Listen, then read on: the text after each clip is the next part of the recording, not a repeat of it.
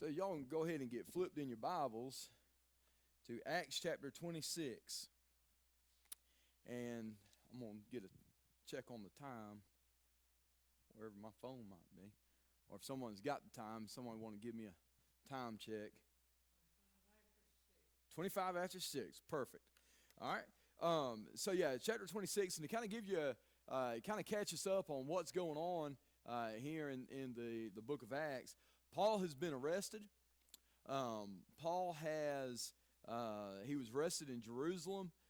He was tried before the Sanhedrin, and Paul, during his trial at the Sanhedrin, he throws the Sanhedrin into a hissy, by pitting the Pharisees against the Sadducees, and to the point that the Roman centurion or the Roman tribune, I should say, had to come in and rescue him, and so they sent him to Caesarea.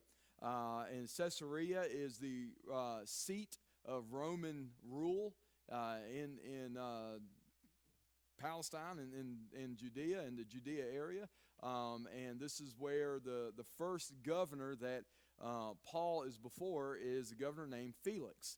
And we talked last week about Felix and Felix's wife Drusilla, who was the daughter of Herod Agrippa Sr. And we also talked about her coming and having an opportunity to hear the gospel, in which the reply from Felix and Drusilla was maybe later. And then we also learned the fate of Drusilla, Drusilla ended up being one of the casualties in 79 A.D. in Pompeii.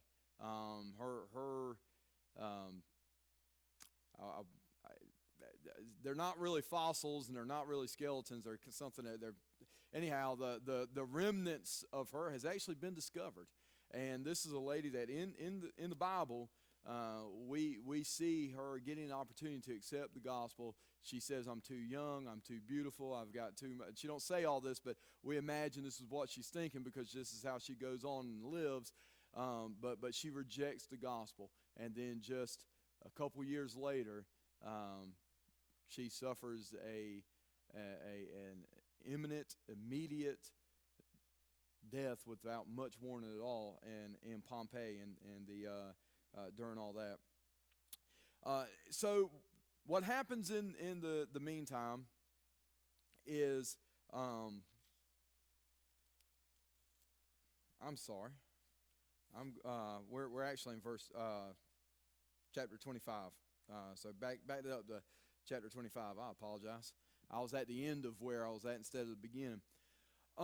So what happens in the meantime is Felix, the current governor, he's not a really good governor, and he gets fired. In essence, he causes a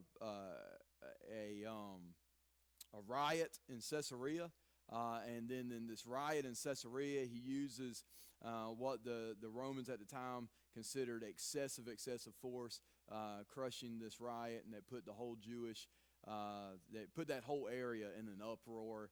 And he is actually fired by Nero. This is Emperor Nero, and this is for the first couple of years of Nero's reign.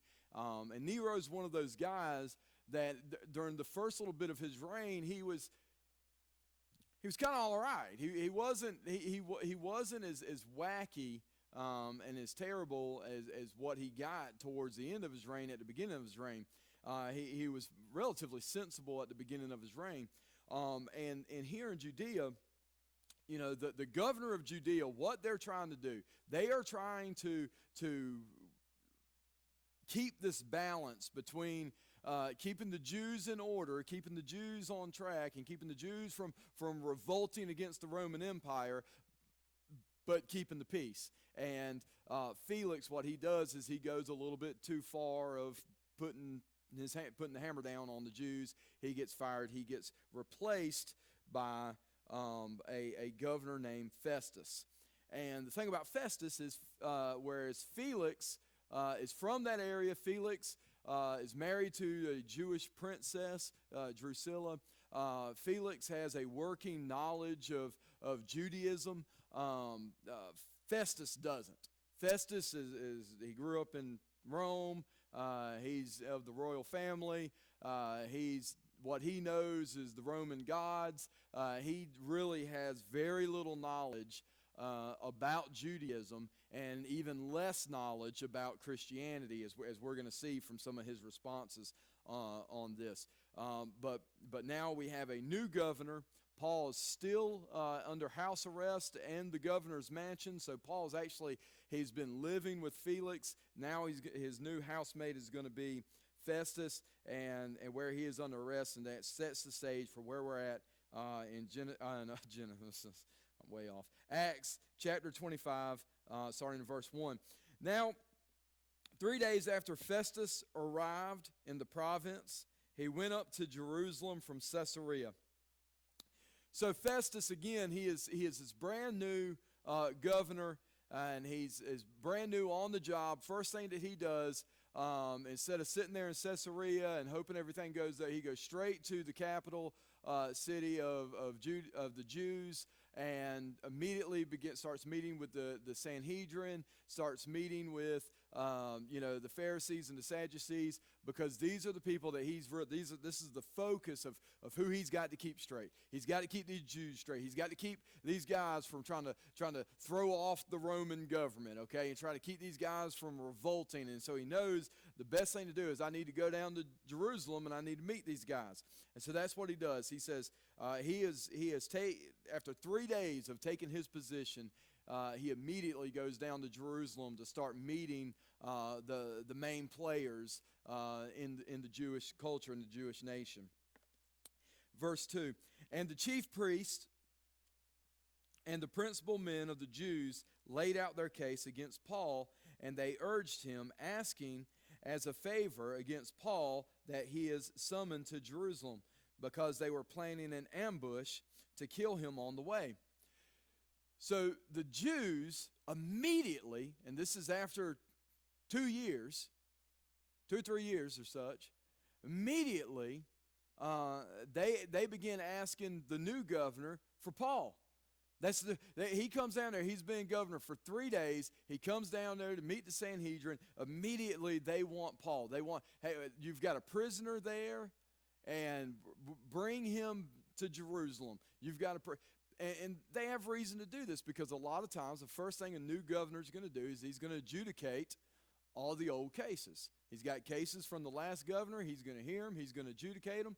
And the cases against Paul is probably going to get picked right back up. And so the Sanhedrin, before he just adjudicates Paul, before Paul goes before him and says, hey, this is what I'm charged with, and he realizes that there's nothing to it and lets him go, the Sanhedrin is saying, no, it's important that we try this guy. We want to try this guy. And so they're asking to have Paul sent to Jerusalem to be tried. But the purpose of this is they're going to try to ambush him again to kill Paul. It's an assassination attempt against Paul. Because, again, they know they can't try him. They know Paul is innocent. They know that they can't find any fault with Paul. And so the real reason that they want him on the road, they want him out of Caesarea where he's not protected, is so that they can ambush him while he's in transit. And that's the plan. Verse 4, Festus replied that Paul was being kept at Caesarea, and that he himself intended to go there shortly. So he said, let men of authority among you go down with me, and if there is anything wrong about the man, let them bring charges against him. So Festus very wisely says, okay, we're not doing that. I'm not bringing Paul to Jerusalem, but I'm about to go to Caesarea. That's the seat of the government here in this area. If y'all want to try him, y'all come up here, bring the prominent people, the prominent Jews, and y'all can have the trial, and I'll hear the trial before him. So verse 6, after he stayed among them not more than 8 or 10 days, he went down to Caesarea. Okay, so I finally figured something out. This would drive me crazy about the way the way that this is written. Okay, so whenever in our culture, whenever we say we're going down somewhere, what's it mean? We're going south, right? Well, you know where Caesarea is in relation to Jerusalem? It's north. And I was like, why in the world does every time Luke say that he's going down to see him? And I finally found a commentary that explained it. And you know why? Elevation. Yeah, elevation. And so in our context, it's you're going south. Man, I'm going down to Tampa. I'm going down to wherever. Their context, Jerusalem and Judea is very high in elevation, and they're going down to Caesarea, which is a port city, down lower elevation. I finally figured it bugged me and bugged me and bugged me, and one of them dumb little things I couldn't find out. I finally found an answer. I was like, that makes so much sense. Anyhow, all right. I saw that, and I was bringing it up, man. When he had arrived, verse 7, the Jews had come down from Jerusalem and stood around him, bringing many serious charges against him that they could not prove. Again, this is the same thing that happens every time. Paul argued his defense, neither against the law, nor the Jews, nor the temple, nor against Caesar have I committed any offense. But Festus, wishing to do the Jews a favor, said to Paul, do you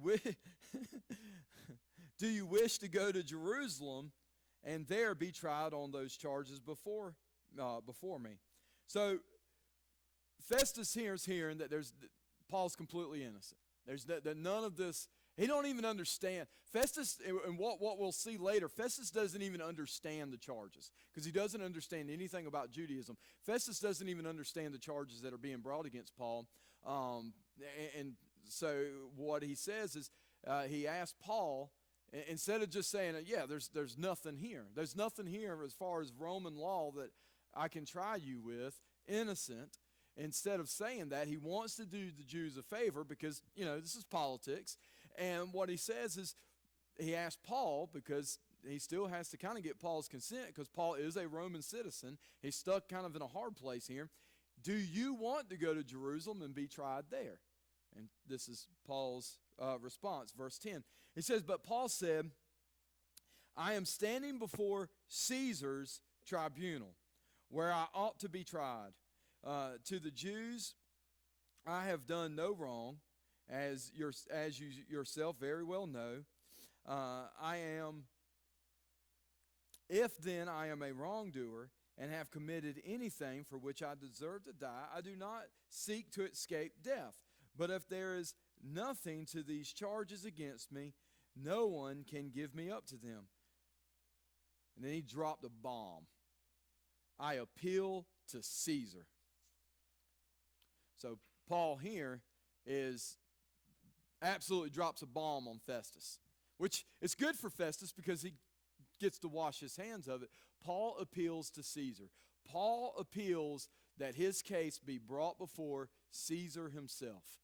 And this is his ticket to Rome. This is his ticket to go and be before Caesar and bring the gospel before the most powerful person in the world. Then Festus, when he had conferred with his council, answered, to Caesar you have appealed, to Caesar you shall go. And so Festus, the governor here, after hearing this appeal, and goes and he talks to his legal folks, and finds out that this is something that he can do, he grants his wish and says, all right, this will be bound. In today's legal terminology, we would say this is bound up to a higher court. And so he binds it up to actual Caesar. And again, you would think now, knowing what we know about Nero, that Paul has lost his mind wanting to go before Nero. But as we said, this is the first couple years of Nero's reign, and he was relatively temperament then. He was relatively, he wasn't the Nero that we know of burning Jerusalem and or burning Rome and going wacky. and just being an absolute murderous villain that he becomes, he's relatively a decent emperor at this time. And so Paul is set on the next boat to head to Rome. What time is it? 20 till, perfect. All right, verse 13. Now, when some days had passed, Agrippa, the king, and Bernice arrived at Caesarea to greet Festus. Wow. To greet Festus. So Agrippa, Herod Agrippa II, he comes with his sister and his lover. Kind of, weird. Bernice, and they arrived to greet the new governor. So he is the king of the province of Judea. And so this is weird. This is something weird about how the Romans did things. So the Romans had a governor that was he was the actual ruler. The governor was the actual ruler of that province of the Judea area of Palestine. Okay, he had the real power. All right, there was still a king of the people that was there, and the Romans was very strategic about this. Okay, we've got the Jewish people. We will allow these people to have their own king. However, this king is ultimately one of our puppets. All right, but there will be a governor that does the real ruling. The king is more of a figurehead and will reside over things that are directly towards these people. So during Jesus' crucifixion, this is with the drama between Herod and Pilate, Pontius Pilate. Pontius Pilate was the governor. Herod was the one that was supposed to be ruling over the Jews, ruling over anything that was a Jewish matter, and kind of the same thing. Herod, this is Herod Agrippa II, who is the nephew of the guy that argued with Pontius Pilate, and he is coming to greet the new governor. He comes to greet the new governor, and we'll see. Well, let's read on and see what happens.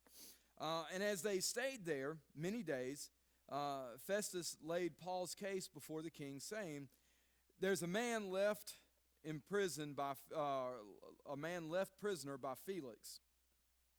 And when I was at Jerusalem, the chief priests and the elders of the Jews laid out their case against him, asking for a sentence of condemnation against him. I answered them that it was not the custom of the Romans to give anyone or to give up anyone before the accused met the accusers face to face and had opportunity to make a defense concerning the charge against them. So when they came together here, I made no delay, but on the next day took my seat on the tribunal and ordered the man to be brought. When the accusers stood up, they brought no charge in his case of such evils as I supposed. Rather, they had certain points of dispute with him about their own religion and about a certain Jesus who was dead, but Paul asserted to be alive. Being at a loss on how to investigate these questions, I asked whether he wanted to go to Jerusalem to be tried there regarding them. But when Paul had appeared to be kept in custody for the decision of the emperor, I ordered him to be held until I could send him to Caesar. So Festus says, "Listen, hey man, since you're here, I've got this case. I've got this prisoner. All right?" And the Jews and Herod Agrippa, he was a Jew. Okay, so he knows this stuff. He says, "Listen, man, I've got this case, and it's just weird. This guy, Paul, and these other Jews, They hate him. They want him tried. They want him put to death. And so I brought him here. And I'm thinking they actually have some real charges against the guy. But all it is a bunch of disputing against, Judaism. And I have no clue. I have no clue what about any of this stuff. And this guy's saying that a guy who's dead is now risen from the dead. And what do you think about this, Herod? So Festus is kind of asking Herod some opinion on Paul's case. Then Agrippa, so verse 22, it says, Then Agrippa said to Festus, I would like to hear the man myself. Tomorrow, he said, you will hear him. And in the original translations, this I would like to hear him is more closely translated to I've been wanting to hear him. And so Agrippa knows Paul. He might know Paul through his sister, Drusilla. Drusilla is actually Agrippa's sister, and so he might know him from Felix. He might know him through Drusilla. But what he's saying is, I've been wanting to hear the guy, and so I'll hear what he has to say. Verse 23. So then on the next day, Agrippa and Bernice came with great pomp. So in other words, they came fully decked out in royal garb, purple robes, gold crowns, the whole entourage, and just making a big deal out of, I'm King Herod. Great pomp. And they entered the audience hall with military tribunes and the prominent men of the city. Then at the command of Festus, Paul was brought in. So you have Herod and Bernice coming in with the royal robes and the crowns, and they've got the military parades coming in, and the prominent Jews coming in. I'm sure this is like a big sight. They're really doing this up. And then they call for Paul, who's been a prisoner. And the descriptions that we have of Paul is just he's kind of a short guy, bald-headed. Not anything of anybody to look at. And it's just kind of funny to think about of Herod and Bernice coming in with all this pizzazz. And then in comes Paul. And all Paul has is himself, his intellect, his wit, the Holy Spirit, and the gospel. And let's see what Paul does with those very things. Verse 24, And Festus said, King Agrippa, and all who are present with us, you see this man about whom the whole Jewish people petitioned me, both in Jerusalem and here, shouting that he ought not live any longer. But I found that he had done nothing to deserve death, and as he himself appealed to the emperor, I decided to go ahead and send him. But I have nothing definite to write to my Lord about him. Therefore I have brought him before you all, and especially before you, King Agrippa, so that after we have examined him, I may have something to write. For it seems unreasonable to send a prisoner and not to indicate the charges against him. So Festus is pretty much saying, I'm about to send this guy to Caesar, and I don't even have formal charges. Listen, as a police officer, I can't even send somebody to like municipal court without charges. I got to have some kind of charges to send somebody to court. He's saying, I'm about to send him to the highest court in the land to go before Emperor Caesar, and I don't even have a code section wrote down. I don't even have a formal charge against this guy, so we need to hear him out and see what we're actually charging him with. Oh, my goodness gracious. And this sets the stage for chapter 26 and Paul's defense and what Paul says. And again, so as we continue through this and as we look at this, again, this is more of God's providential protection of Paul. New governor. And the first thing that the Jews say is, we want Paul to come, and they were going to kill him. They were going to ambush him. And even though Governor Festus had no clue about Christianity, didn't even know anything about Judaism, God used him to say, no, I'm not going to send him to Caesarea, or I'm not going to send him from Caesarea to Jerusalem. You're going to come here. That protects Paul's life. Paul's life is protected there. That's in one of those little things, as we kind of talked about before one Sunday night, one of those little things of God protecting his person without Paul even having any clue about it. We see here that Paul not only has an opportunity to speak before Festus, someone who has no clue about anything. He is a true Gentile. He is a true he's a true Roman, a true pagan who has no clue about it, doesn't even know about Judaism. And Paul here is able to witness to him and to share with him. Now the king of the Jews, and we call, but what the Romans kind of gave a title to the king of the Jews, of Herod Agrippa, is now coming. And as we're going to see, Paul in the next week, Paul gets an opportunity to talk to him. And then, just as the prophecy says before, and God told Paul, you're going to go to Rome. Paul's getting his chance to go to Rome. You know, when we open the book of Romans, one of the first things that Paul says in the book of Romans is, I long to come to you. I long to come to Rome. Well, he's getting his ticket to Rome. Not exactly the way he wanted it. Not exactly in the form that he wanted it. But he's going to Rome. And you know, when Paul wanted to go to Rome, he wanted to go to Rome to see the Roman church. But he's going to Rome to see the emperor. He is going with the opportunity to stand before the most powerful person in the world and share the gospel.